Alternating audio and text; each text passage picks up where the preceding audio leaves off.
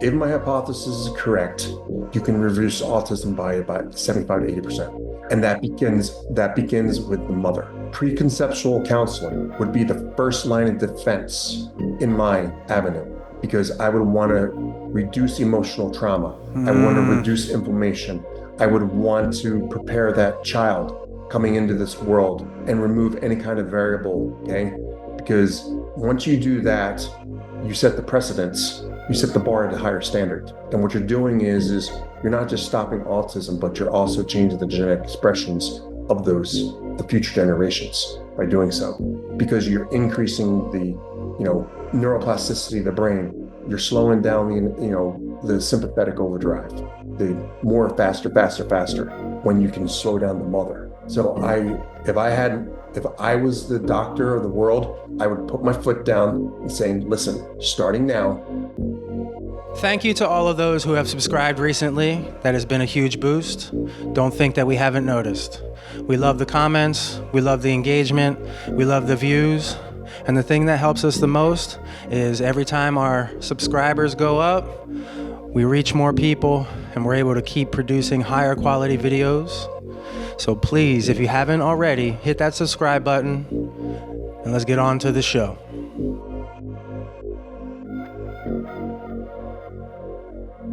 Welcome to Bear It All, the Kintsugi Chronicles, here on the I Am Not Okay channel, where we gather up broken pieces in search of gold. My name is John Bear, this is MJ Bear, and today we have a very special guest, Shawn Bean. No, not Ned Stark. This Shawn Bean is the founder of Matrix Health and Wellness. Shawn is a functional medicine practitioner, and many of Shawn's colleagues consider him to be one of the most innovative clinicians in practice today. Shawn has the unique ability to uncover hidden patterns with complex client cases, unraveling the core findings of functional medicine test results and patient histories to employ unique and bio-individualized therapeutic approaches to optimize well-being and minimize adverse reactions. Shawn is here today to talk to us about when diet and exercise don't work, where can we look? What can we do to start actually improving our health when the things that people say we should do aren't actually working? So Shawn, if you would, please, tell us, who are you? And why is this message so important for you to share with us and for everybody else out there? First of all, like many people among their listeners, I was a competitive bodybuilder. So I was into the field of health. I was a national level competitor. I got sick due to mold toxicity. And once I had mold toxicity, instead of gaining weight, I did the opposite. I lost weight. I lost 100 pounds of lean muscle tissue in 9 months. People thought I had AIDS. I almost died as a result. Wow. So this led me on my journey. And by understanding the biochemistry, the genetic expressions, we're now able to help people put the pieces of the puzzle together that may have had many challenges with the ability to lose weight or just get better overall. And a lot of it comes down to the number one thing is environmental toxicity. And the environmental toxicity sets up the inflammatory responses in the body. And there's a saying, if I can sum it up, is that we're not fat, we are inflamed. And once we start to extinguish that flame, we start to see dramatic changes in people's weight. And that's why I'm here today is I'm here to help bring a new set of lenses to the current situation that we're seeing. As one of the areas that I specialize in is anti-aging. I'm an advocate of anti-aging, but I don't like the word anti-aging. I rather use the word health span because I'd rather live to 80 or 90 and be fully functional than be 100 and 110 and be a vegetable and be in a hospice somewhere. So I'm an advocate of health span. I do a lot of the clinical research in regards to the mechanisms that are involved with this. I also do a lot of research into the COVID and how the COVID. Now it's interesting how this anti-aging concept with this chronic illness comes into play with the inability to lose weight because it's all interconnected. And what I try to do is I try to make things simple. I help people take the complexity of things and move it into the simplicity of things. And it's always through the idea of complexity is in the eye of the beholder. The problem is a lot of times functional medicine practitioners turn molehills into mountains when we should be turning mountains into molehills. And there's usually some simple explanation that goes overlooked because people look at the complexity of things and they're not looking at, wow, maybe your cell membranes are not functioning right, which basically means you have electrical short in your system. So that way your circuitry is off. Once you correct the circuitry, all the other mechanisms work. And often is it's usually due to, the gut microbiome, the mitochondrial dysfunction, the environmental toxicity, which all affect the gut microbiome. And that's why we're here today to discuss some of these outside sources that I have been finding in clients that have been weight loss resistance, as we say. And a lot of it has to do with the environment we live in, and also the thoughts we think is another one too. With working with women, I find a lot of emotional trauma. I've had women that once we take care of the emotional trauma, they've lost 25, 30 pounds without doing a darn thing. Does that bring anything up for you?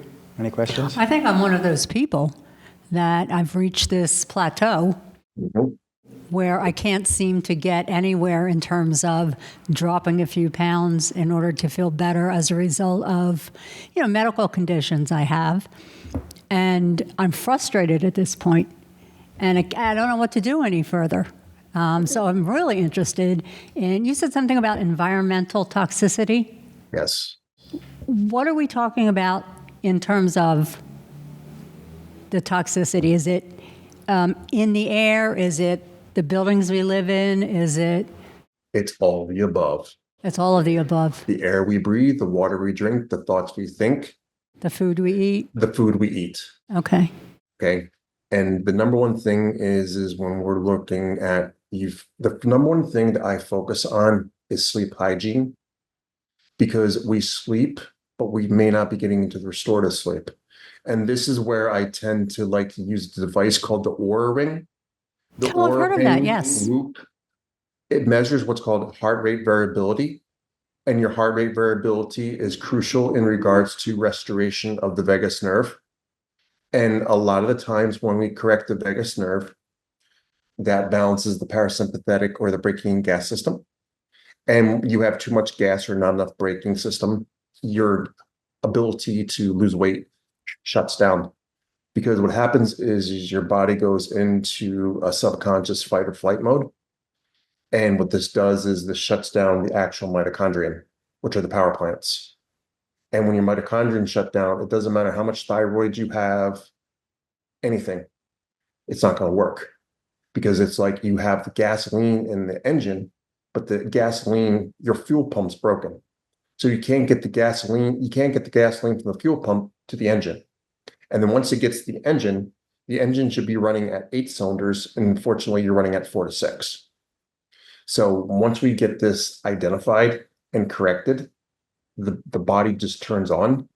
And I've had people that, I work with certain practitioners that I get to a certain stage. I'm like, listen, you've got a lot of emotional trauma involved. And what happens is that it's not you go to talk therapy, and sometimes talk therapy is the worst because that actually triggers the stress from the actual environment. Let's talk about it. I'm like, okay, you talk about somebody getting raped. Okay. You talk about reintroducing that trauma into what we call the limbic loop. Okay. What happens is you get stuck. Okay. And that's where a lot of the weight gain happens is you feel stuck. You're not going nowhere. Okay. And there could be trauma that happened as a child. I've had cases to where women had no idea that it's something that daddy said because they didn't go to an event that stuck with them at the subconscious level.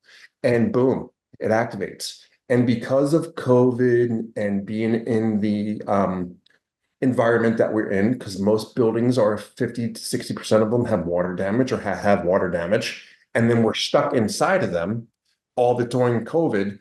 And then being inside of COVID, we all now have COVID is an epigenic event. which basically means it's the same thing genetically as the Holocaust. So we're basically living in a society of everybody with PTSD as a result. Uh-huh. So by working on the emotional trauma, it opens up the door for your your conscious and subconscious mind to come to an agreement. And once you have that agreement, doors just open up. I've had women that I've worked with that once you clear that system, and they know that they've been living with a narcissist, but they don't do anything about it because they're scared and they're in this denial phase. And once they get out of the denial phase, I had a person just lose 25 pounds in 6 weeks. Didn't change a thing in their diet.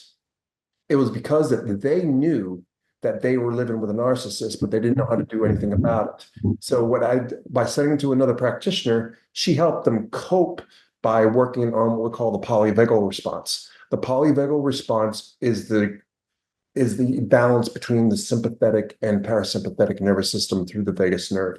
And what happens is there's two sides of the vagus nerve. There's the dorsal side and the ventral side. If you're stuck in dorsal side, what happens is you're stuck in fight or flight mode. So that saber-toothed tiger is always coming out to get you. Okay. And it's something that you don't know about. It could have been invented many, many years ago. It could have been, like I said, daddy didn't show up to graduation, but all that stuff gets stored. And what happens is PTSD, whether it's mold, environmental toxins, it comes to the surface. And when it comes to the surface, as a psychiatrist, you don't think about, or a psychologist, you don't think about that. Okay. Or trauma. Unless you're dealing with trauma, you're not going to understand the principles. Okay. And there could be different mechanisms that are based upon, I just had a person who couldn't lose weight. I sent her to a practitioner. We found out that she had an Indian descent from American Indian through her heritage. And that American Indian was based upon certain tribal rights that was passed on from her from several generations. And once that was identified, her constipation or diarrhea or IBS went completely away, and she started losing weight. And it was because of the primal programming from 7 generations back from the American heritage of the Indians that had tribal customs to where it was a passive aggressive response.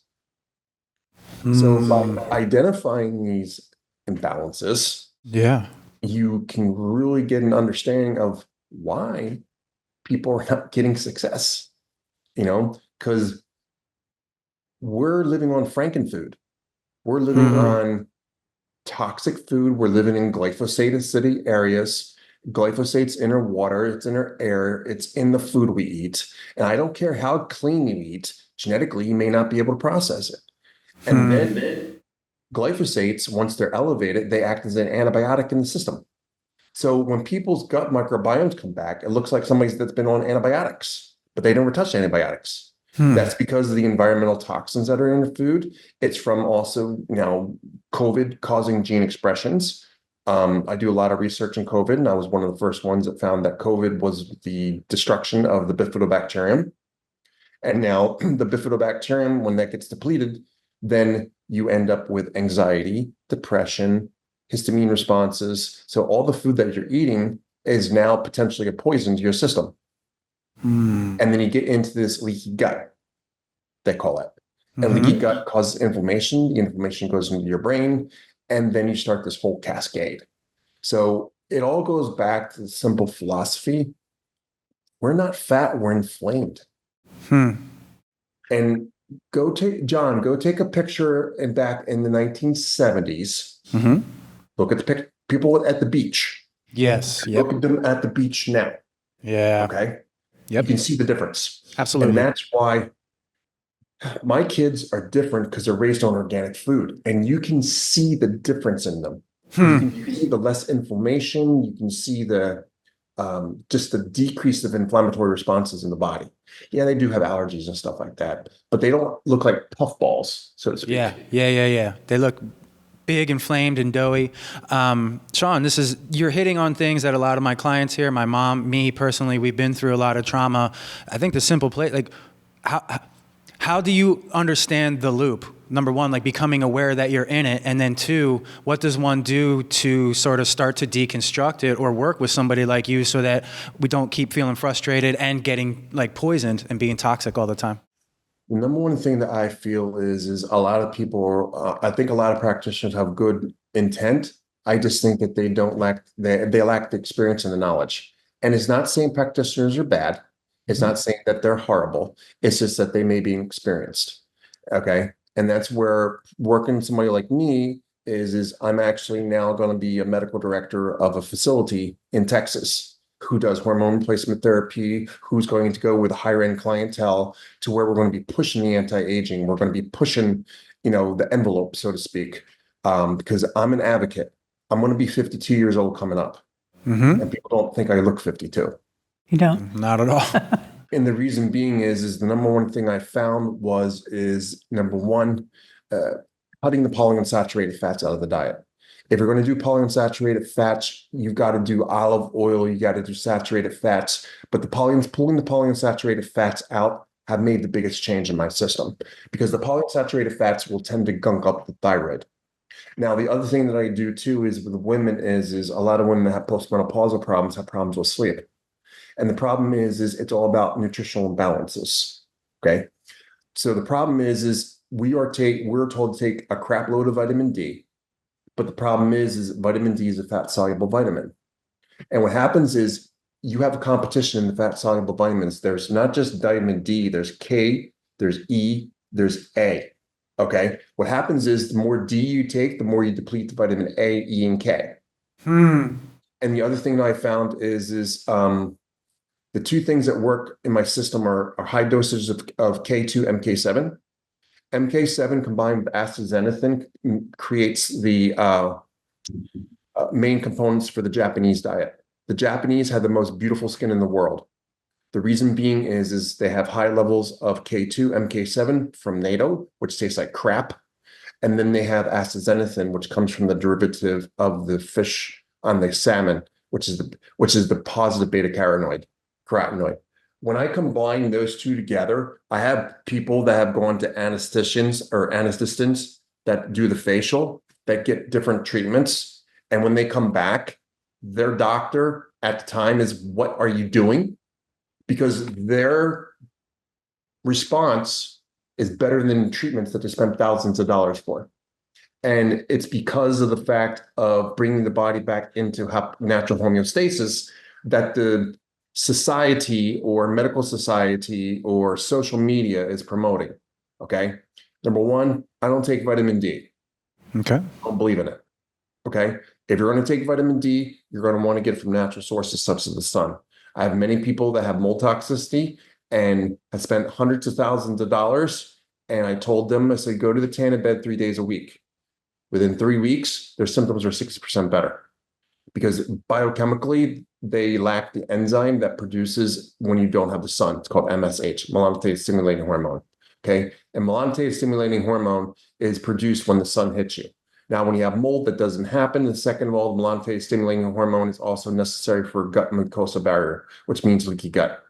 So without the MSH, your gut's permeable to garbage. And that permeability goes out into the bloodstream, and then you get the immune system response. Okay. We call that the cytokine storm. And the cytokine storm is where a lot of the COVID hits. The other thing is the trigger for the cytokine storm actually comes from the GI tract called lipid polysaccharides. Lipid polysaccharides are known as little pieces of shit.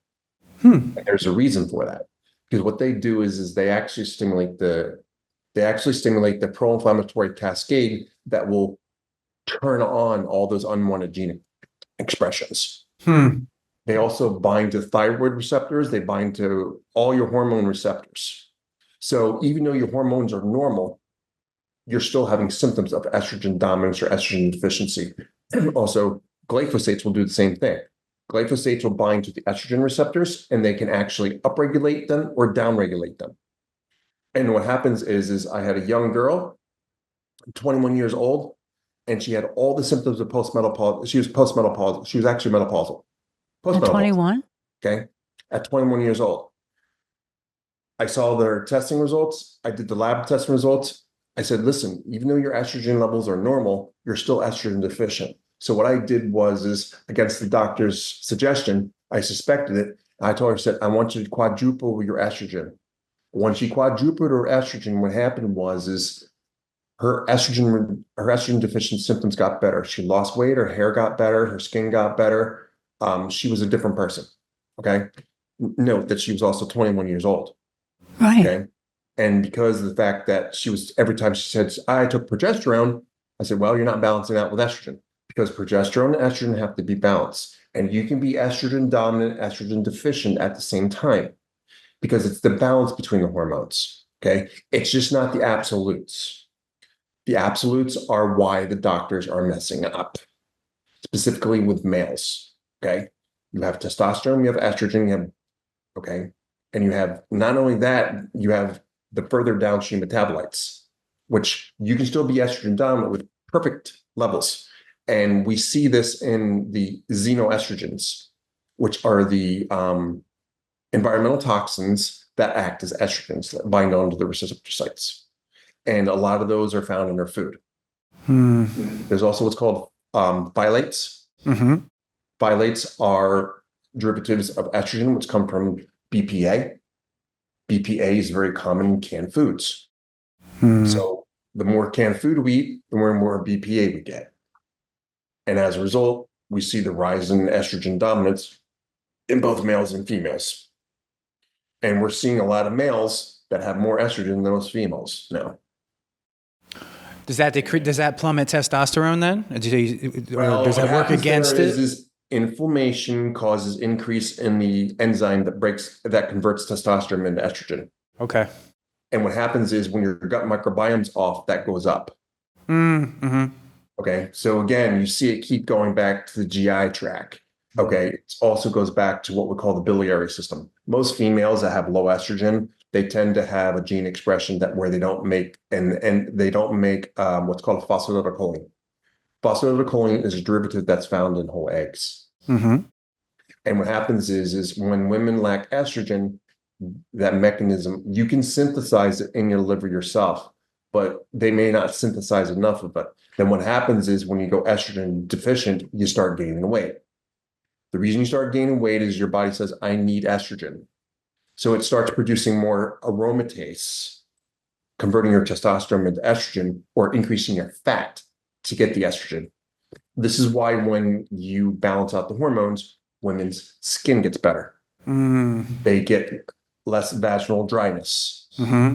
They get better cognitive ability because you need estrogen for your brain. You also need estrogen for your neurotransmitters, which would be your GABA, your serotonin. Okay. So there's a balance there. And a lot of times you also have problems with libido because you need estrogen for libido. You need testosterone. Okay. The other major factor is people don't understand is estrogen stimulates what's called growth hormone, IGF-1. IGF-1 has been demonized. The problem now is we're starting to see that exercise is great for IGF-1, but then you also need the estrogen, the DHEA, and the other hormones working together for it to complement. The other thing is one of the best ways to increase IGF-1 is by using what's called colostrum, as long as you're not dairy intolerant. Colostrum is a derivative that's found in mother's milk. It contains all the antibodies and all the immunoglobulins that help our immune system. There's a product out there that I highly recommend. It's called Amra. Amra is probably one of the best colostrums out there. It's a little overpriced, but it works miracles as long as the person can tolerate it. And what happens with Amra or just colostrum in general, that's really good, is you don't need collagen and you actually can increase IGF-1. And I know that IGF-1 is increased through whey protein because as a bodybuilder, I used to take a mess load of whey protein and my IGF-1 levels were in the 300s, which is extremely high. And that was without growth hormone. That was without assistance. That was just from heavy training and a mess load of whey protein. When your whey protein is also the building block for the master antioxidant called glutathione. Glutathione gets depleted in people that have low estrogen. So again, this is why women live longer than men. Estrogen is also cardiac protective. It protects your heart. Because when your estrogen goes down, cardiovascular disease, atherosclerosis goes up. Peripheral neuropathy goes up because you need estrogen to help balance out all that. Estrogen is also necessary to stimulate one of the master hormones in the body, messengers called nitric oxide. Nitric oxide is very common in people that work out. Now, what happens with nitric oxide is nitric oxide allows your body for we call microcirculation. So what it does is it allows you to carry blood, not just it doesn't just carry blood, but it carries your hormones, it carries nutrients to the tissue. And when your nitric oxide levels are low, you're going to be higher chance of cardiovascular disease. You're going to have a lot of my clients are in their 30s are starting to have arterial plaque laid down. And the reason being is the nitric oxide, which is the good form, is being converted to the bad form because of what's going on in the GI tract. And when that happens, they're not getting the pump, and they tell you to take arginine and citrulline. After you get to the age of 35, you're actually doing more damage. Because the reason being is the pathway by which arginine gets converted into the nitric oxide gets shut down, and it goes to another pathway called superoxide. And superoxide is a free radical in the system. Are all of these things that can be teased out through a blood test, or how are you testing to know that there's plaque coming up on the heart? You can just see. Or is there symptoms that, like, this is showing up, so it's probably that? Well, a lot of males that actually have erectile dysfunction, that don't respond to certain things, have arterial plaque because it's the arteries because of the lack of the blood flow. Gotcha. Right? And I'm seeing this, and that's why diabetes and cardiovascular disease is linked together. And you know that cardiovascular disease actually begins in the gums. Interesting. Because of the inflammation.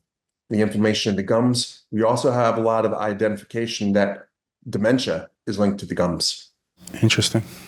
Because there's an organism really that's called Prevotella gingivalis that they find in dementia. And the reason being is the route from the gums goes directly into the bloodstream, and the bloodstream goes directly to the brain. So the gums, when you have gingivitis, what happens is all that inflammation can go right into the fastest way. Think about it. When you take a lozenger, right?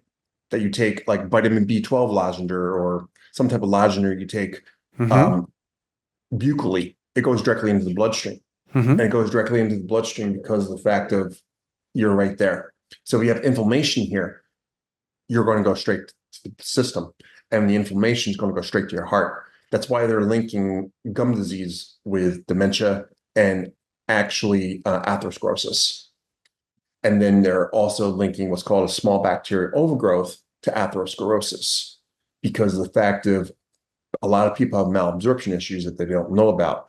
And if you have malabsorption issues, you don't get certain vitamins in your system that protect your body against the atherosclerosis itself. So there's a lot of different things that are going on here that, could be a plethora of factors. And as a practitioner, what we tend to do is the number one thing that tells me is history. Histories and symptoms. This is a lot of times I don't need the blood test because as soon as I start talking to people, I know your gene expressions. I know what genes are expressing. I know where to look at. I've done thousands of these cases. What about their history stands out that would help you know where they are without even needing a blood test? What would they start to say? The symptomology would probably be, and it's like, when did it start? If they know when it started, then therefore, and a lot of women now are starting to have a lot of women are getting perimenopausal by the time they're mid-30s. Yes, I have them all here at my gym. Can I ask you a quick question? Go ahead. Do you do any work with younger children? I work with a lot of autistic children. I work with pediatrics. I work with a lot of pediatrics globally, different countries. So yes. And I just had a little autistic girl next door who parents were spending $10,000 on behavioral therapy. And within 3 weeks, she's already 50% better. That's astonishing. What'd you have her do? Simple. I had no test. She was already 30%, 40% better before I even had the test. But what happened with her in certain scenarios is even though her diet was perfect, because of the gene expressions on the inflammatory pathway, some children's brains look like they have traumatic brain injuries or moving into dementia because their brain on fire. And it goes into a pathway that's called arachidonic acid. When arachidonic acid gets too high or too low, it alters your body's ability to think, function, because the way I explain it to my clients is people come in thinking they have 3 or 4 fuels to the fire. As soon as you see that, quote, cellular inflammation that's hidden, that nobody knows that's even there, you just might as well, it's like trying to put the fire out at the Taj Mahal with 10 fire companies. You're not going to get too far. Okay. And this is where a lot of women get upset. Well, I'm doing hormones, I'm doing this. But the thing is you're not looking at the cellular level, the tissue level. The tissue level and cellular level are the deepest dive that you can do. If you don't heal the tissue, you're not going to heal anything else. And as a result, you get stuck. And what happens is you get mitochondrial dysfunction because of being stuck. And your thoughts just alone can stick you. And that's where our first question I ask is do you feel stuck? Oh yeah, I feel like I'm spinning my wheels and going nowhere. As soon as I hear that, I know your body's into what we call the cell danger response. So your mitochondria are shut down as a protective mechanism. And the other interesting thing is women will create a barrier of fat as a protective mechanism. I believe it. Mentally. Mm-hmm. Because it's like, I don't feel safe. Correct. Okay. And when you don't feel safe, you will hold on to fat and not become toxic. But once you understand that I feel safe, I feel loved, boom, it releases. Okay. And the number one thing, the 2 things I find in people, autism and everything, and myself being autistic, it's the feeling of being safe. If you feel safe, you can conquer the world. If you don't have that feeling of safety, whether it's from the conscious or subconscious decision, then you're going to be spinning your wheels going nowhere. How do you start getting safety? That's where the polyvagal response is. And that's normally what I'll do is I work with other practitioners. What I'll do is if I'm like, listen, like there's cases I worked on like 6 weeks. I'm like, listen, something should be working. Mm-hmm. Okay. Instead of like dragging people on, I'm gonna be like, listen, because of your history and because of what's going on and what's happened in your past, we have to work on that area. Okay. It may take 6 weeks, but they'll come back. They're like, God, and energetically, quantumly stating, I've seen crazy things happen. One case we worked on, this lady was with a narcissist. Once they started working on her vagal response and getting her feeling safe, Mm-hmm. she ran into her ex from high school. Mm-hmm. They rekindled. And because she had that energetic break, Mm-hmm. the universe opened up. Mm-hmm. And it wasn't until she worked on that side of her issue that it brought things together. And this has happened more than once. Now they're actually engaged to get married. And not only that, she lost 25 pounds.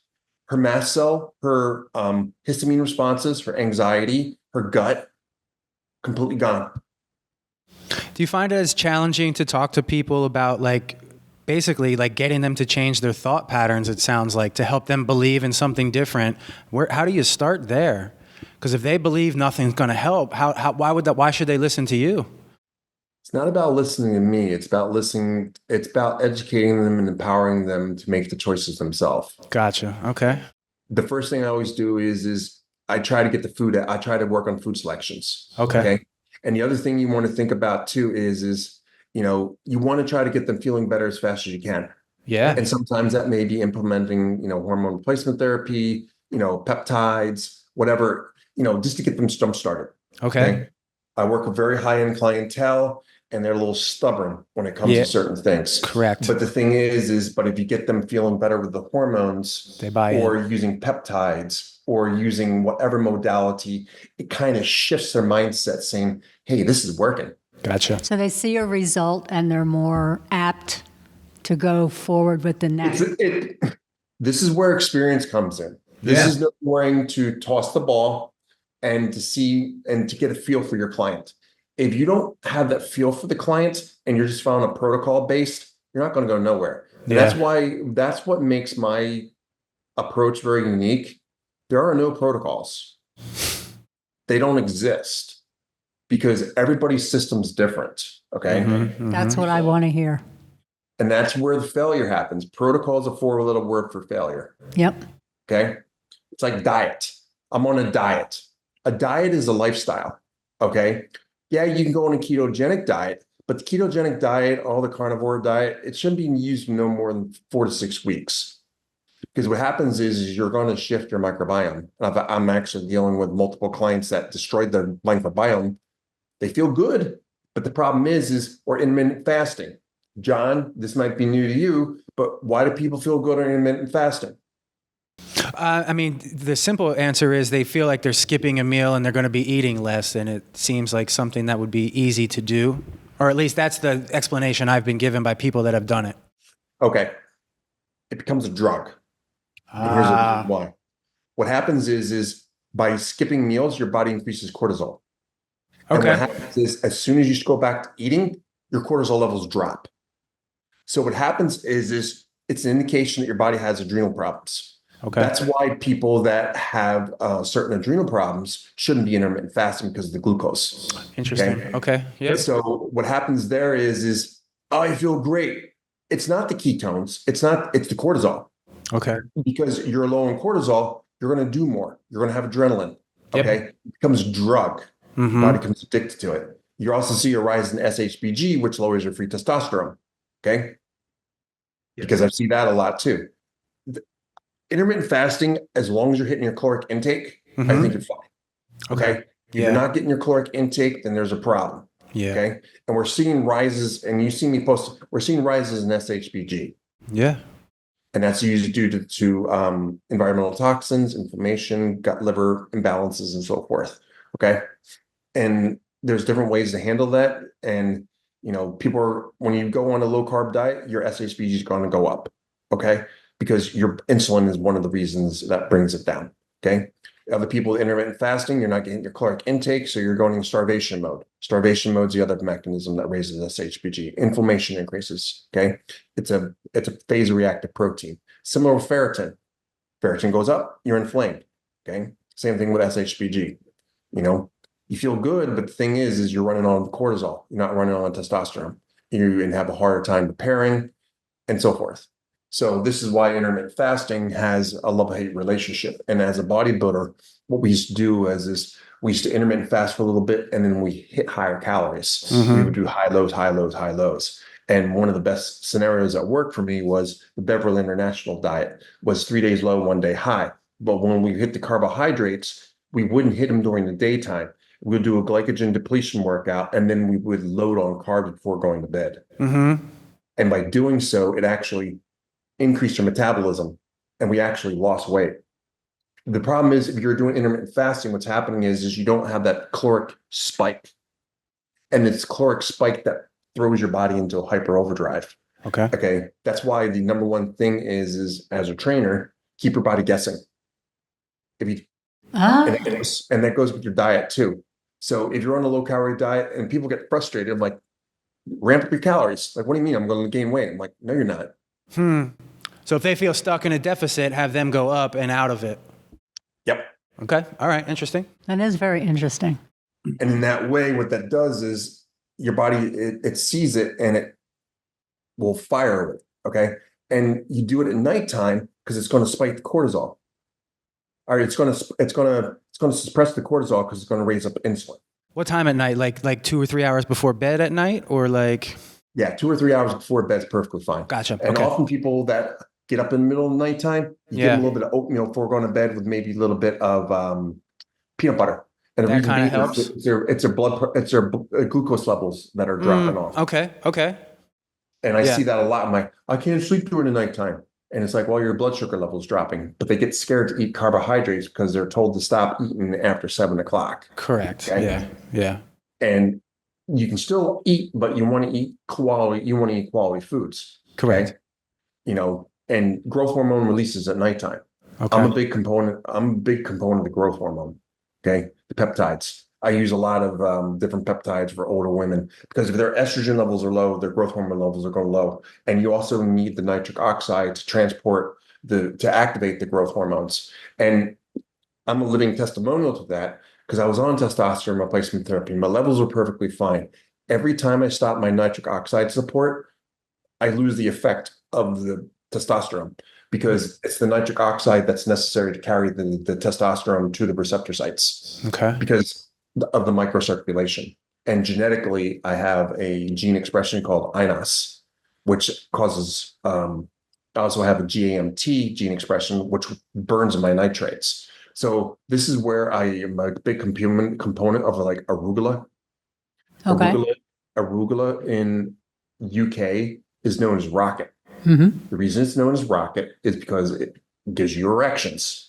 Because of the nitrates. What happens is when you start looking at nitrates, number one is nitrates help to produce nitric oxide. Nitric oxide helps to quell a lot of the toxicity we see in our environment because of like electromagnetic fields will cause nitric oxide stimulation or superoxide. Superoxide is bad. It's one of the worst ones there is, but the nitrates. But if you look at the diet, and there's what's called the DASH diet. The DASH diet is actually used for high blood pressure. And if you eat high enough nitrates, what happens is your blood pressure lowers. Think about this. What's the side effect of Cialis? Yeah, right. Mm-hmm. Exactly. But also a drop in blood pressure. So one goes up and one goes down. Okay. Interesting. Correct. Exactly. And that's also, I actually use Cialis combined with the nitrates in people that have type 2 diabetes. Okay. The reason being is it helps to correct the insulin resistance. I also use a lot of it in high blood pressure. I also use it in cardiovascular disease too. Because but the thing is when you do the Cialis, you got to have the nitrates on board. If you don't have the nitrates on board, then the Cialis doesn't activate. And you get what's called refractory erectile dysfunction as a result. So the nitrates are very, very important. The nitrates, actually one of the side effects, John, of Cialis, I just found out, it's an anti-aromatase. So it lowers estrogen. A lot of people want that. Males want that. Not so much females. Correct. I'm sorry, I'm learning the differences here. You're teaching me some different things here that I don't really know as much about. Well, in males, you want nitric oxide for erectile dysfunction. Also in females, I use Cialis with nitrics to, clitoral stimulation, increases the orgasms. Okay. Yep. You also, as we get older, a lot of people, we're starting to have oxytocin deficiency.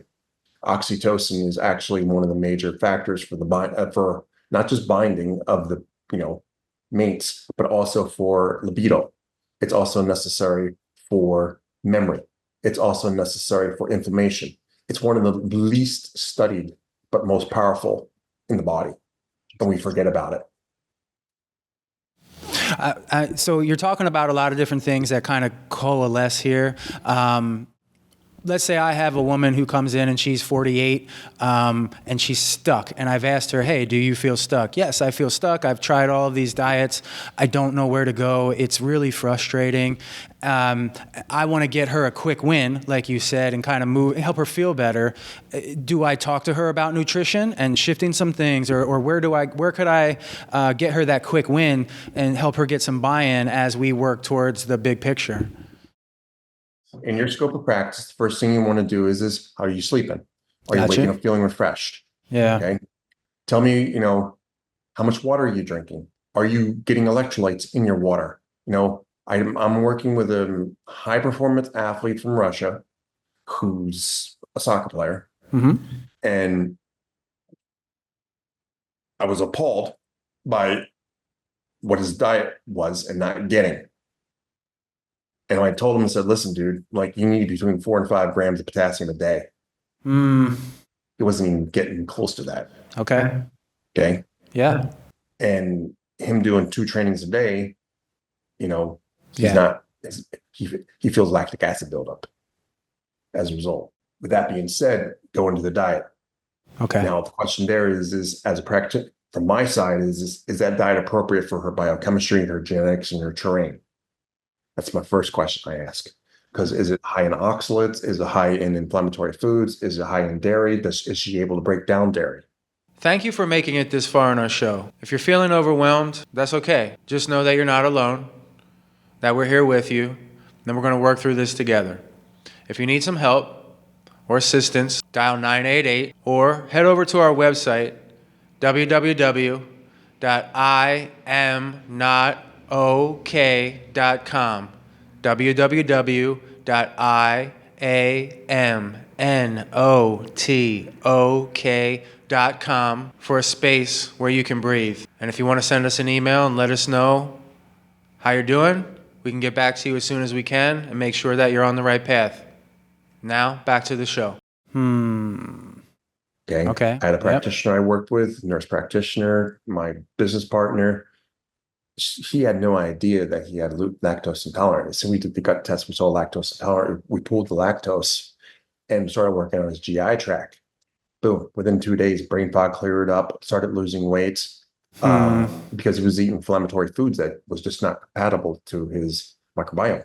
So even though they're eating perfect, my clients are the ones that are eating perfect diet, doing everything perfect. Why aren't I losing weight?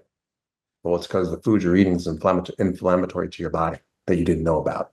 You're not able to break down histamine. You're not able to break down oxalates. You're having your gut's inflamed that you have no idea about. You have a small bacterial overgrowth, or your body's producing high levels of X metabolites that you don't know about. I can see all that from a microbiome. And by using the microbiome, you're able to adjust the diet. It's like, hey, you're doing your super smoothie drinks, which you think is good for you. Yeah. But because they lack the bifidobacterium or the bacteria that break down the oxalates, they're getting these buildup of oxalates. When you get buildup of oxalates, you can't clear them. They're going to have arthritic pain. They're going to have hormone problems. They're going to have joint pains. That they like, oh, I'm just getting old. I'm like, no, you're loaded with oxalates. Okay. Yeah. And then once you clear those out, which is a challenge and a half because you got the oxalate dumping and there's a whole different mechanism behind that, the inflammation goes down. The whole idea, John, is pull yourself back and ask your question is what are you doing that's potentially causing inflammation in your body? What if they don't know what is inflammation? So you have to teach them what that might be. Some people are even clueless that that's a thing. Inflammation, you have to teach them what inflammation is. Yeah. And the best analogy is like your body's trying to put out a fire, you don't have enough firemen. Okay. All right.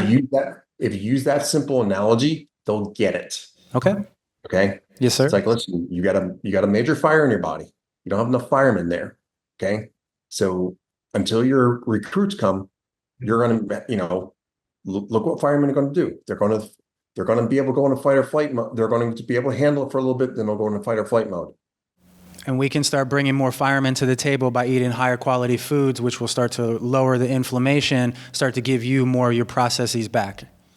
Correct. Okay. Or you introduce things like, okay, why is the inflammation happening? Is it taking fish oils, but it's going down the wrong pathway, or because you've got cellular inflammation that you don't know about? Okay. Gotcha. That's why I use the omega quant test. The omega quant test is the paradigm, is the starting block, because if you don't take care of the inflammation from the cellular level, you're not going to go nowhere. And even though the ranges are from on certain laboratories that are up to 20, I know that the target is between 4 to 7. And then because of the onset of COVID and everything else going on, even though they're taking fish oils, they're not getting to their proper form, which is their biological form. Those are called the resolvents. Okay. And what I normally do in that scenario is if I start hearing things, I'm like, so tell me about your house. Have you had water damage?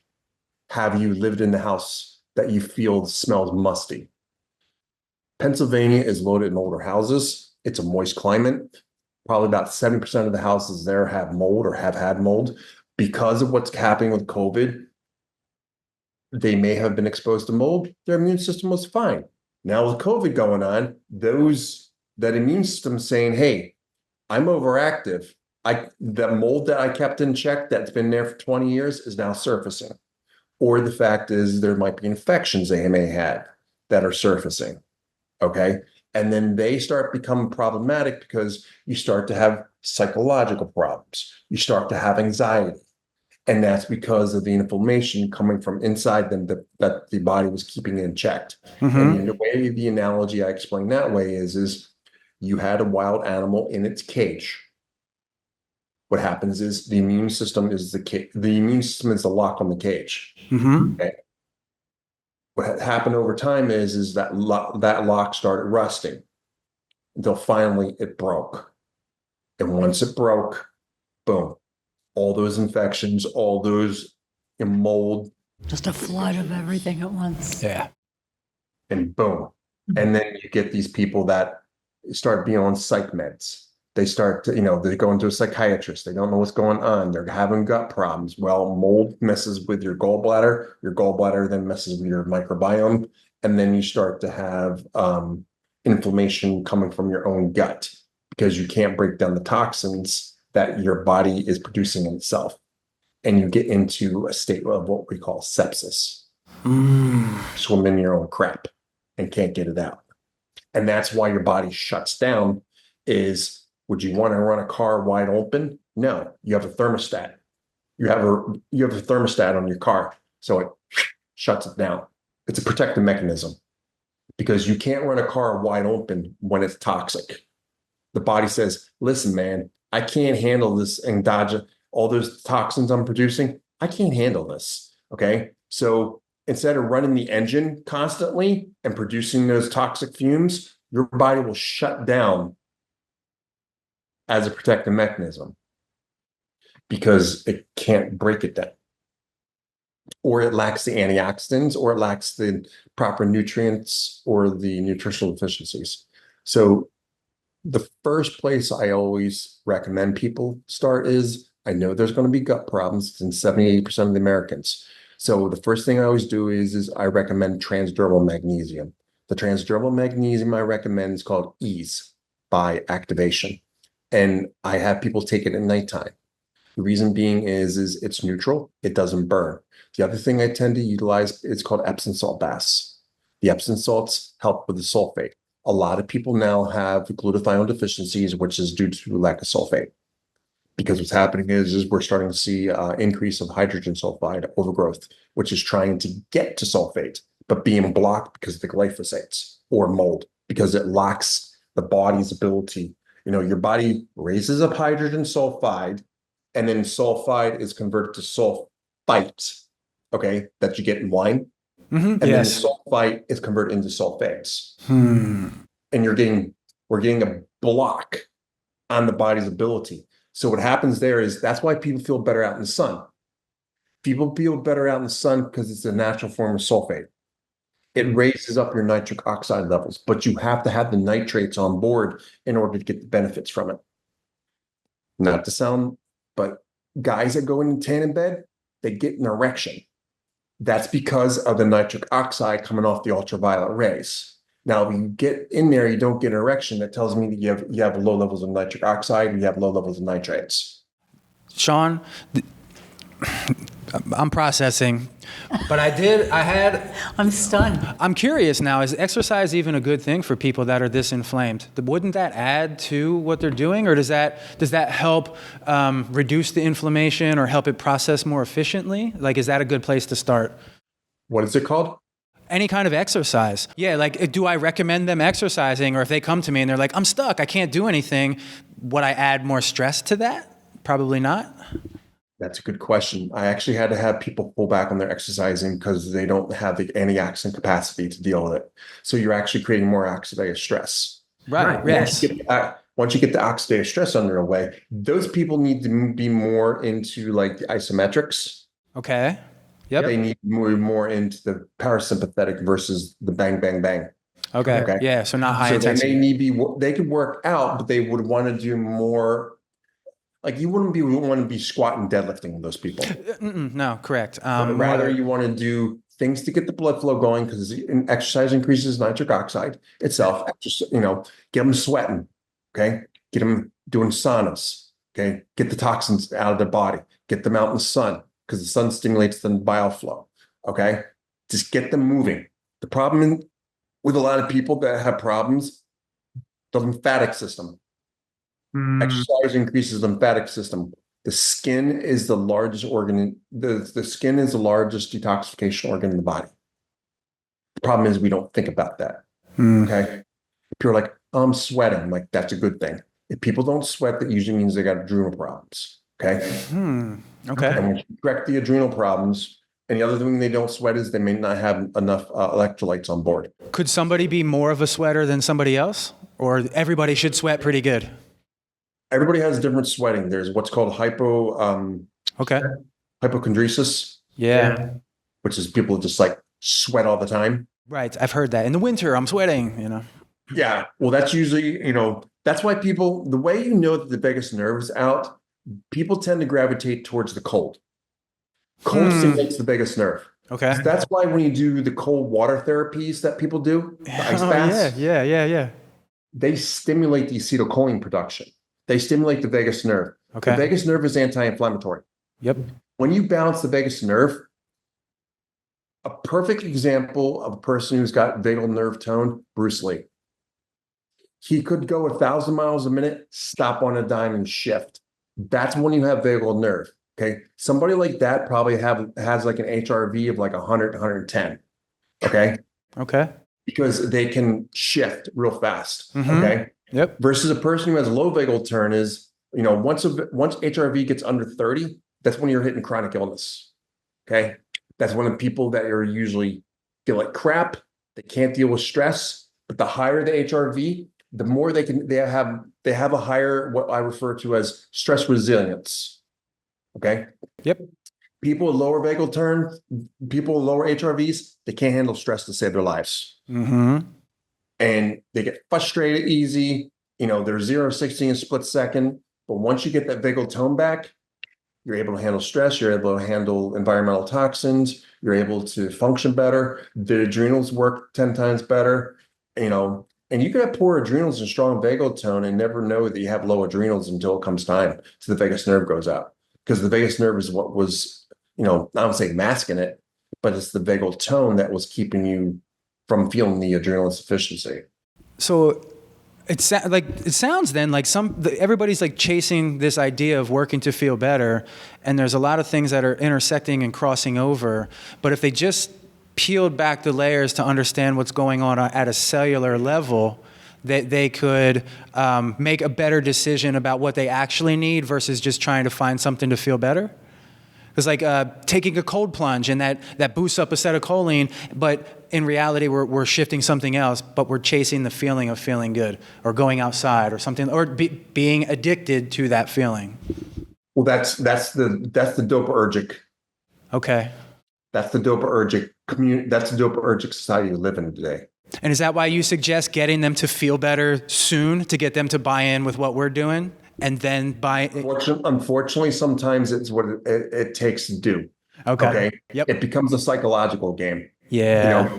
There are people. The way I explain this is not a sprint. This is a marathon. Yes. But there's some people that want to sprint in the marathon, and sometimes you have to get them feeling better to get their motivation up. Yes. Because they've been sick for so long, they just, that's when it's like, hey, let's go to like the hormone replacement therapy, some peptides, get them feeling better. Gotcha. Boom. Okay. Symptomatic relief. If you get them symptomatic relief, they're going to be more likely to comply. Versus a guy who's on testosterone replacement therapy, wants to get off testosterone replacement therapy. It may take 6 months in order to do that, but he's patient enough to go through the motions. But the end goal is he no longer has to rely on synthetic testosterone, as long as that's viable, as long as you have the justification saying, listen, man, you're zinc deficient, You don't have the ability to make it. Okay. Your pituitary gland's not working right, but we can use different modalities and not have to use synthetic. Okay. You just need a little signaling from the pituitary gland, maybe using some inclinophene or, something to stimulate that. I'm not talking herbs or anything. Sometimes there needs to be medical intervention. But same way with women, women come into you. It's like, all right, you're 35 years old. You should be having your cycle. So what you want to try to do there is if they're willing to open up, it's like, hey, some things we can try is we see that, hey, I see your estrogen levels are low. I see your skin is dry. Okay. How about we try some evening primrose oil? Evening primrose oils is estrogenic, but it doesn't raise your estrogen, but it helps with women that have estrogenic side effects. Okay. Yeah. Sometimes it's not about hormone replacement therapy. Sometimes it's about supplying the body with nutrients or substances that can mimic it to get them feeling better. Okay. Because I don't want to do hormone replacement therapy. All right. So let's work on your nitric oxide levels, which are depleted because of the low estrogen. Let's work on the phosphatidylcholine that's causing, the phosphatidylcholine, increasing your egg content. That's going to help you lose weight and take care of the insulin resistance and protect your body. Okay. And also your liver. Mm-hmm.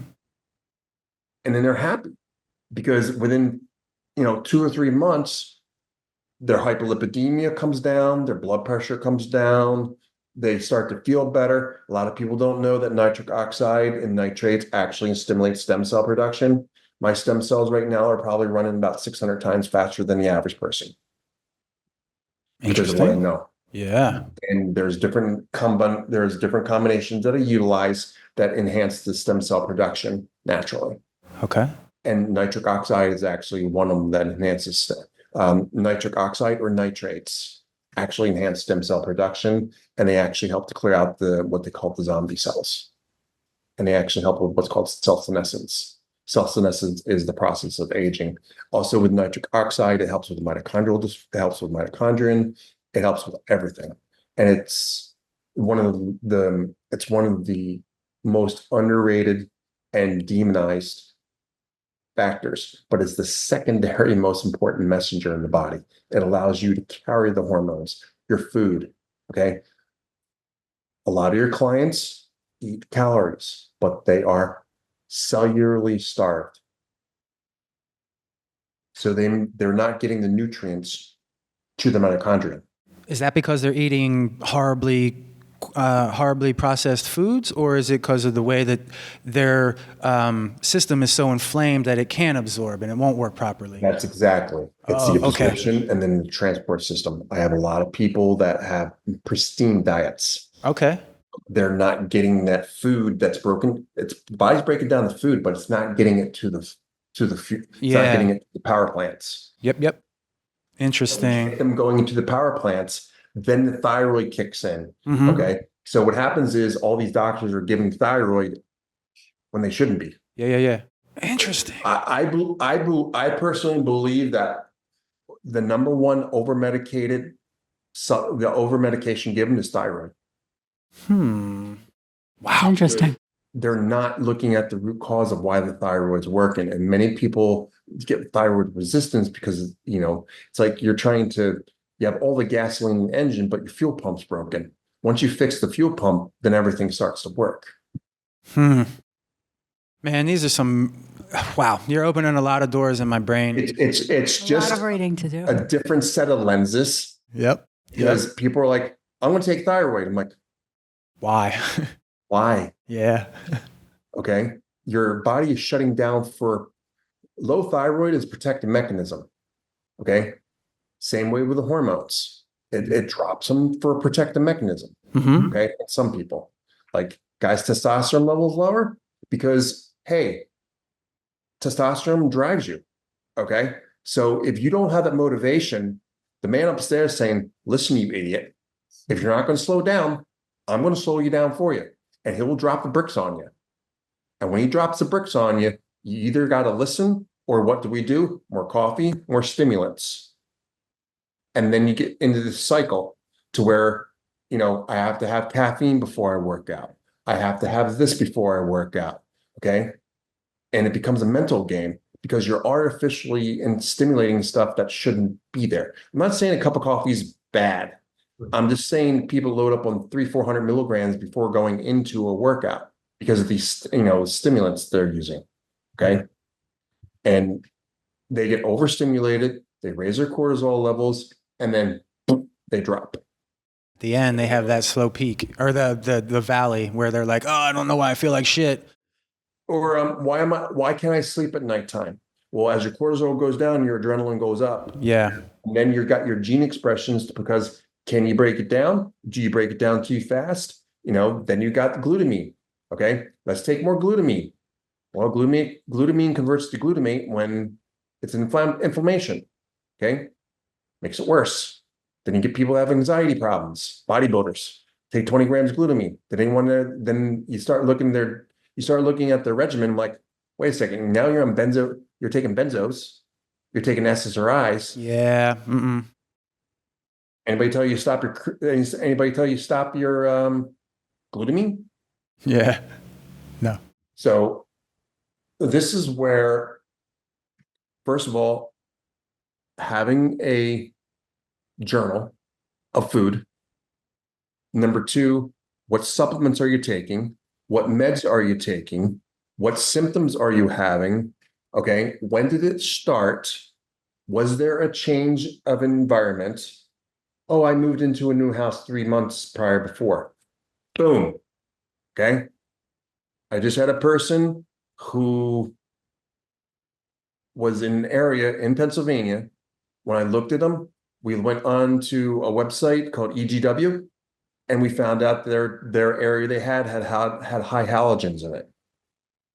The halogens were causing iodine. We ran an iodine test. She was iodine deficient. And then all we had to do was replace her iodine. Thyroid kicked in, insulin resistance kicked in, hormones went back in normal. She didn't need hormone replacement therapy. She didn't need thyroid problems. That was because when we looked at the areas she lived in, it was high levels. So just doing simple investigation. Also, do you turn your router off at nighttime? Do Your you Wi-Fi, you mean? phone? Your Wi-Fi? Like the electronics, you mean? Exactly. Oh, the blue okay. lights. Oh, interesting. Okay, yeah. Blue lights will lower mitochondrial function. They'll lower thyroid function. Okay. So if they're on a computer late at night, blue blocker glasses, or I get a program that's called Just Get Flux, pulls it down. So the number one thing that I find, sleep hygiene. What's happening 2 to 3 hours before bedtime? I'm on my phone. Well, you're getting blue light. Put blue blockers on. Okay. Or I'm having sleep problems. Try a little melatonin. Okay. Or GABA. So- or magnesium. No, you're highlighting some really great things here. And what I want to do is, like, as a coach or a trainer, like, this is information that I guarantee a lot of people in my world, they don't know anything about. I'm guessing you know that firsthand, I'm sure. I want to take this, start implementing it here in my practice. But how can a coach like me work with somebody like you? Like, if somebody starts showing up and I start doing some investigation and I ask them about their sleep hygiene, I get them moving a little bit and start cleaning up their diet, is there a right time to kick them over to you? Or if they start saying certain things, should I have them investigate functional medicine? When will be a good time to work with a practitioner instead of thinking, oh, I know how to do it all, I'll just direct them myself? That becomes a learned experience, and that's a call on the practitioners, and it's how dedicated the person. And if you're me personally, I set a 6 to 8 week window. Okay. 4 to 6 week window.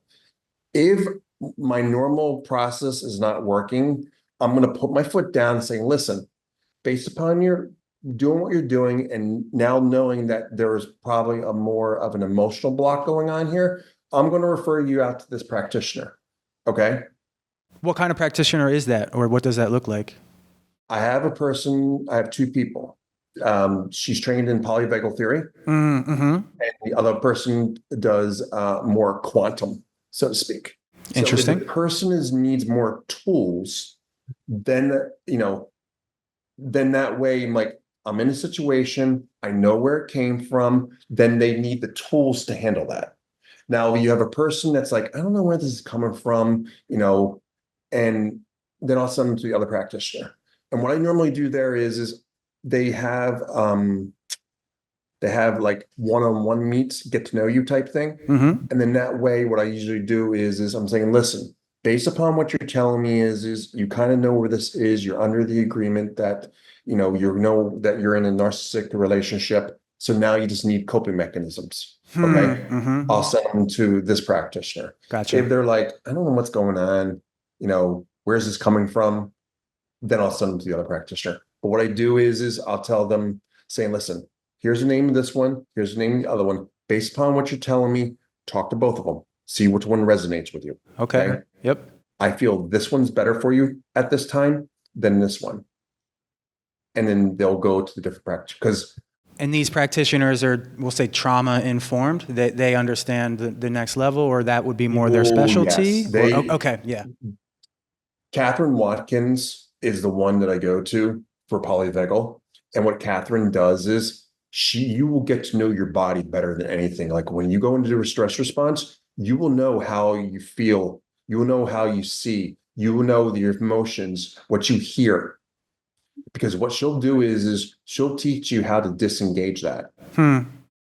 Okay. Yep. Because it's done through different exercises. Like you can reset the vagus nerve just by doing eye motions. And there's simple techniques that people don't know about how to reset the vagus nerve, but you have to go through sequences. And you got to know exactly what stage that you're in. Yeah. And that way, because when you go through her, she's extremely detailed and she's like a Mother Teresa. She will be on you very lovingly. Hey, have you done this, hon? She's UK. She's more hand-holding. Yes. Okay. People that refer to her love her to death. I can read your testimonial after testimonial. It's like, I can't believe. Just from what you're saying, I can almost guarantee she could probably benefit from that. There's a lot of things that she has to talk about that she doesn't understand where they come from. And to help her kind of get that set point to be like more relaxed. She forgets things often, and there's like some clarity issues and stuff like that. And without sharing her whole story, like her childhood was just awful, and then carried that forward. If she knows where it happened, then she just needs the tools to be able to deal with it. Understand? Do you know where it happened? Yes, I do. Okay. If she knows where it happens, then she needs the tools. Okay. Because it's locked in her subconscious mind. Okay. It's kind of put on the back burner. Mm-hmm. The analogy I use is this. Are you familiar with what's called a Trojan in a computer virus? Yeah. A Trojan runs in the background that you don't know that's there. And this is what happens with the subconscious mind. It's there running in the program. It's doing its dirty work until you come to that breaking point, whether it's biological, structural, and structural is another stress involved too. Using chiropractic adjustments, specifically on craniosacral adjustments, it's phenomenal. Okay. Because if your structure's out, and we have a lot of people that have that C curve in their neck that don't have it anymore because they're on the computer like this. Okay. Go walk down the street. You'll see people's necks like this. Mm-hmm. Okay. Think about it. You're already in a stress response because you're already running. Yes. Okay. So you're already ahead of the game. The other thing you want to look at too, John, is I can tell you is watch people's swag. Remember Roger Rabbit? Yeah. Remember the female when she went like this, up and down? Yes. When that's called swag. When you have adrenal insufficiency, your S1, S2 gets locked. So don't have that swag. Okay, that swag. Interesting. When it's locked, that's why when I used to work in Pennsylvania, I would have people walk down. I'd let them walk in front of me. I'd be looking to see if there's a bounce. Yeah. Or if it's like robotic or stiff. Exactly. That's your S1, S2. That's interesting. That's where your adrenals are locked into. So if there's no swag, they have low adrenals. And what would be like, what was first step if I know they have low adrenals? Because I have people I can watch, right? I know immediately they have You low do that adrenals. to me all the time. Yeah. You watch me walk. I watch her walk and He does all the time. anyway, so where would I go? Like, how do I address that with them? Be like, hey, you have low adrenals. We need to talk about this. Well, the low adrenals usually come from stressor, whether stressors environmental, emotional, structural, pathogenic, which would be like infection. Mm-hmm. Those are the areas that I look. They're called the pillars. Gotcha. Once I go into the pillars, I'm going to, because I've done this long enough. I listen to certain cues, and once I start hearing certain cues, I'm like, so tell me about the house you were in. Oh, it stunk. I said, was it musty downstairs? Yeah. I'm like, have you had to check for mold? Oh yeah, we had a water leak. And then you start putting things together, saying, when did your symptoms start? Then it starts registering. Because when I do an intake, it's not, functional medicine doctor will give you a 26-page intake form. You know what mine is? Here's 6 questions. Fill them out. Yeah. And once I see what's going on, I'm like, so tell me about this. Oh, by the way, I forgot to tell you. Because when you do it from an open-ended standpoint, you're triggering different areas of the brain to work, especially people with chronic illness. People with chronic illness don't do good with closed-ended questions. I went to many different practitioners. They handed me this questionnaire. I threw it back at them. I said, I'm not filling this out. When all they got to do is just, we can use your mother as an example. Please, let's do. Like, what would be one of the questions on that thing that she would have to answer? What are your symptoms? When did your symptoms start? Start there. Come on. My symptoms, I'm exhausted all the time. I don't have any energy.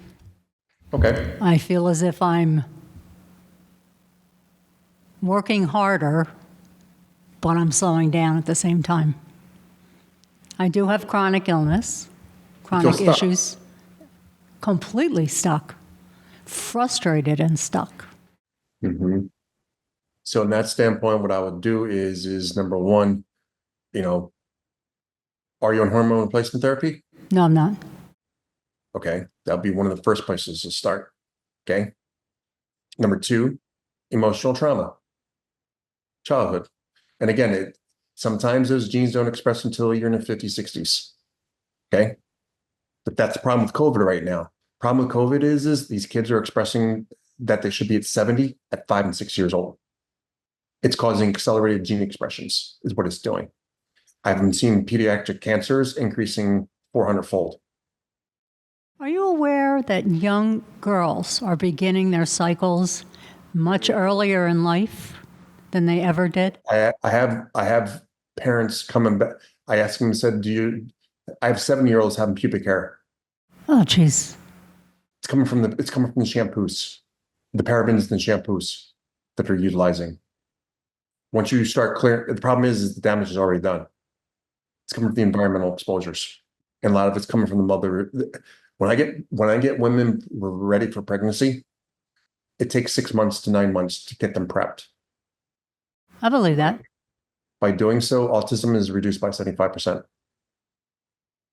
Because I get the gut ready, I get the brain ready, I get their biological ready, I get the hormones ready. So when people don't understand that gut from the mother is passed on to the child. So that gut's out of line, that child's already going to be brought into this world in the hypothetic. They're going to be they're going to be in a sympathetic dominant state. So if she was stressed out while she was having me, that got passed on into me, and I feel that now, that expression. Yes, and her gut is passed on to you too. I can tell you without, like, what you're saying resonates with me. I don't know why, but I can feel like that is true. As if, like, I either took on her pain or I can feel it too. I don't know. The thing is the emotional trauma is actually passed on to the child. It's called transgenerational. You see a lot. I had a case where the mother died giving birth to the child. The child had psychological issues, and it wasn't until we identified that so tell me about your birth. She started crying. I said, what's the matter? She goes, my mom died giving birth to me. Talk about a trauma being passed on to the child. And once we came to reconciliation of that subconscious mind, a lot of her symptoms got better. What does that look like? Like, what does that look like of how to reconcile the trauma? That's where you go quantum. That's where you go into the transgenerational. Interesting. Okay. I don't know how it's done. Yeah. Okay. It's one of those things it's one of those things you can't explain, but it's like one of those symptoms saying, hey, I got IBS. I had a person that had IBS for 17 years. It wasn't until it was linked to transgenerational stress from her grandmother to her mother. And once that was reconciliation by whatever means, her IBS went completely away within 2 days. I've had women that had HRVs of 20. Once their emotional was cleared, the HRV shot to 90. So I was going to ask you about That's that. unexplainable. That's unreal. And so is HRV something that you can like consciously work on, or is it you have to let go of these traumas in order for it to come back to the way it should work naturally? Sometimes you have to let go of the traumas. And the genetics have a huge part about that, because some genetics, specifically mold related, we tend to forgive, but we don't forget. And what happens is you deal with a subconscious mind that goes, you put it on the back burner. Yeah. Okay. That's because one of the questions I ask people pleasers, if you're a people pleaser, you're going to be more likely to hold on to trauma. Number one, you're going to forgive and never forget. And number two, you're going to hold judgment. You're going to hold a grudge. Yep. People that hold grudges are the more going to be like people that have PTSD symptoms. So in that scenario, you have to take care of the trauma by, you might need two practitioners. You might need, that's where you have to feel which one's appropriate for you. And that's why I always give people choices. Yeah. I always make my recommendation. I'm like, listen, you got to go, you got to get it done. And people are hesitant about it. But once they do it, they're like, I can't thank you enough, because it's one area that we never think about. Yep. From a psychological standpoint or from a trainer standpoint. Okay. It's always, I'll give you an example. I had a person who couldn't lose weight to save their lives. I'm a trained hypnotherapist. We did what's called parts therapy. What happened is we found out that the subconscious mind didn't want to move because it was fearful. Mm-hmm. What happened as a resentment, the husband liked her wife a certain way. And she worked her backside off and got that way. But once that subconscious mind felt fear of moving into the unknown, it put a block on it. So here her trainer was accusing her of eating like crap and basically abusing her, psychologically abusing her. Oh, you're not doing the work. You're not doing this. You're not following what I'm telling you. That added up fuel to the fire too. But it wasn't until we went to the parts to the subconscious mind and we actually had the subconscious mind saying, listen, I'm scared. I don't want to move. I'm comfortable here. Once the subconscious and conscious mind came into agreement and it felt safe, she dropped 10 pounds in the next 2 weeks. Yeah. So it's that your mom it's the sensation of feeling safe. I don't know what that feels like. There's your problem. You don't feel safe. So no matter what you do, you're going to be spinning your wheels. Once you have that sense of feeling safe, you will conquer the world. It's almost like you being in a relationship with a narcissist, but it's a relationship with yourself. I don't know what that's like either. Is he like speaking right to us? Inside my head. Yeah, you're describing me to a T. Inside your head, it's like you're at battle with yourself. Yes. And your subconscious mind feels like it's living with a narcissist to some degree. Yes. So that's how your body's reacting. Now, once the subconscious mind feels that it's no longer living like that, guess what's going to happen? I'm looking forward to seeing what's going to happen. Based on what you know about her, Shawn, and kind of just that little brief history she just gave you, probably one of those two practitioners seems like a good start for her. It will be a combination of the interaction between, I have that program that I'm running that I think is phenomenal. It's everything you can do at home. You don't need a doctor. It's the red blood cell test. It's on my Facebook. Okay. We'll check it out. Blood cell test. It's the microbiome test, and it's the iodine test. once you have all those mechanisms, I'll know what genes are expressing. I know what pathways are working. I know how to adjust the diet. I'll know how to go in and adjust the mitochondrion. I'll know how to know what like what liver pathways are being expressed. Those three tests tell me more than $100,000 worth of laboratory tests and practitioners. Okay. Okay. So that's something where we could start, where if somebody comes to me, we're working on diet, exercise, but I come up against, like, I know that they have some trauma or something, send them to that, have them start there, and then pass that to somebody like you who can tease out, you might need these other practitioners as well as diet and exercise. Right. What they'll come to me is I'll do the analysis and I'm like, listen, I'm going to be working on helping the synergy, You're right. working on getting the biochemistry in check. Because sometimes what happens is they'll clear the trauma, but because of the biochemistry, it doesn't stick. And that way you get the synergy between the two. Okay. It's same with autism. People do behavioral therapy, but they'll get it 30% better. But when you do the behavioral therapy, combine it with the biochemistry and the gene expressions, you'll get 80% better.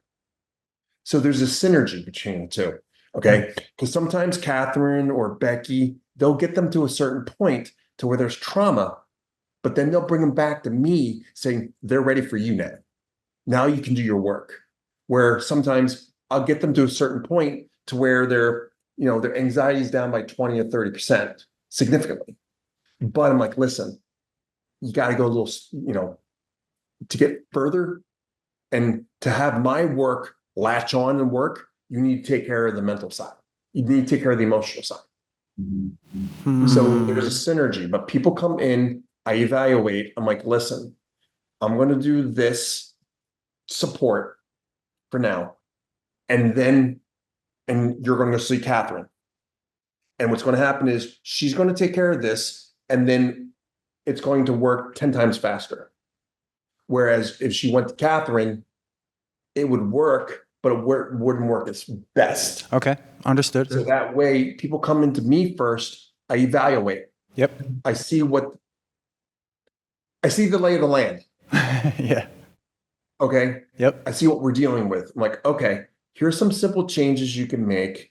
Because the vagus nerve doesn't work without certain biochemistry and the gut. Okay. So if the gut's out, Catherine's going to get to a certain degree, or Becky's going to get to a certain degree. But you bring the gut back in line, then Catherine's work's going to be more accelerated and it's going to be more stable. It's all about sticking. It's all about solidifying the gains, like working out. Yeah. Yeah. You solidify the gains, but then you go eat crap. Yeah. You're back to square one again. Yeah. To where you solidify the gains and then you work on the biochemistry, and then that way you can cheat a little bit, so to speak. Buffer almost. Yeah. A buffering system. Yep. Exactly. Yep. That's where it's like, as they get older, it's not working harder, it's working smarter. And that's what I do with people is I have them working smarter, to where there's some people saying, stop working out for a week. Let's try to rebuild your system back up, get your antioxidants back on board. And they're like, how am I losing weight? I said, you were overtraining. Yeah. Okay. Yeah. Or you didn't have the capacity for the antioxidants. Your glutathione levels were low. You need to restore yourself. Or you were on a vegan-based diet. Yep. Because of your vegan-based diet or the type of diet you're on, you are lacking certain nutrients that you may not been having. And we supplement it with them. Okay. And that's where it's like taking a B vitamin. Sometimes B vitamins don't work because they're in the wrong form. The body doesn't convert them. Yes. So I'm taking B12. I'm like, what form are you taking? What do you mean, what form? It's in my multivitamin. I said, yeah, but the problem is you need hydroxy, or you need this form of Bs because you need to go into the mitochondria. You don't need to go into your brain. And if you take methyl B12, you're making the situation worse because you're causing more inflammation that you don't know about. So saying is we become our own worst enemies. And even though we're doing everything, quote, right, it's actually wrong. because the playing field has changed. Mm-hmm. Okay. What works 20 years ago is no longer working. We've got people coming in that have insulin resistance that we've never seen before, that are not responding to traditional therapy. And they should be. Mm-hmm. It's because of what the immune systems, it's because of what COVID is doing, combined with the environmental toxins. It's altering our immune system for the innate response. Because it's saying, hey, I got this toxin in my system. I don't know what to do. So I'm going to do X, Y, and Z to respond to itself when it wasn't in their blueprint. That's interesting. There's younger people now who are afflicted with cancers, colon cancer, that type of thing. They're contracting cancer younger and younger and younger. That's In your the age accelerated- group, that's the 40s accelerated and gene 30s, expression. yeah. And that's what all these environmental toxins are doing, is the environmental toxins are having these kids turn into 60-year-olds, having all their ailments when they're younger at 60. Wow. So it's called accelerated gene expression. That's horrifying when you think about it. It's hard. It's horrific. Yeah. It's called Pandora's box. What we're doing is we're opening Pandora's box. And that's what the genetics are. By knowing the genetics, just by talking to people, I know what direction to go. And that way it's like, hey, I got this 7-year-old. Yeah, she's already, I said, yeah, based upon her genetics, she's going to be the person that's going to sit on the bell tower with a rifle by the time she's 13. Because she's already starting to cut herself. Okay. And she's cutting herself because of the inflammation, because of the brain, because of the mold toxicity, because of environmental influences in her system. So her glutamate levels are sky high. Okay. She's going into paranoia, schizophrenia. Okay. And that's even before she even hits puberty. Once she hits puberty, boom, or give her a birth control pill, you just put gasoline on the fire. That's why people that I work with, they start looking at their kids, because the apple don't fall too far from the tree. And as you get younger, the expressions get stronger. So the younger you are, the more expressive you're going to be. Like, for example, say somebody that's got schizophrenia in the family, the father has schizophrenia. By the time the second, third child comes in, that schizophrenia is going to be taken to a whole new level. So it amplifies each passing. It amplifies each generation. Oh, geez. Exactly. Yeah. Wow. Oh my gosh. It gets worse as it goes down. There's a client I have, the father has a narcissism, borderline personality disorder. The son has schizophrenia. Now the daughter is starting to experience unusual tendencies. Yeah, they had control problems, but now it's taken to a whole new level that they're unaware of. Jesus. So that's like neuroinflammation or some of those kind of You things. got it right there. That's Because the gut goes yeah. into neural inflammation. Oh, geez, Shawn. That's look, man, you've shared a lot of things here with us. Accelerated gene expression, looking at the cell tissues and making sure we understand inflammation.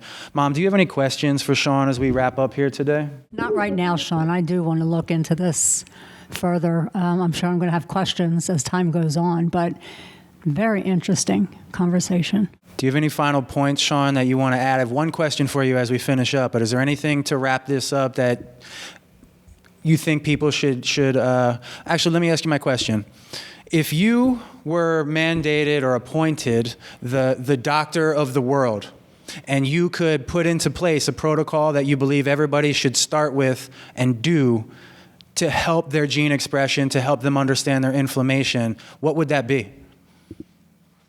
Question there is where would it start? Okay. It would start with number one. If my hypothesis is correct, you can reduce autism by about 75 to 80%. And that begins with the mother. Preconceptual counseling would be the first line of defense in my avenue, because I would want to reduce emotional trauma. I want to reduce inflammation. I would want to prepare that child coming into this world and remove any kind of variable, okay? Because once you do that, you set the precedence you set the bar at a higher standard. And what you're doing is you're not just stopping autism, but you're also changing the genetic expressions of the future generations by doing so, because you're increasing the, neuroplasticity of the brain. You're slowing down the sympathetic overdrive, the more faster, when you can slow down the mother. So if I was the doctor of the world, I would put my foot down and saying, listen, starting now, we're going to start working on the mother. Okay. We get the mother in check so that the future generations have the potential ability to adapt to the current standards. So my philosophy is a little different. That's okay. That's why I asked. Because I would want to focus on the children. Because once you change the future, then it will have the ability to offset everything else. In the present. In the present. Wow. Well, Shawn, if you're open to it, I can tell you I want to do these blood tests. I want her to do these blood tests. It would be cool if we could come back and at some point you have our blood and you talk with everybody about what we're going through, and we can open that up as like a case study or something. But, the short story is she lost a son to suicide. I lost a brother to suicide.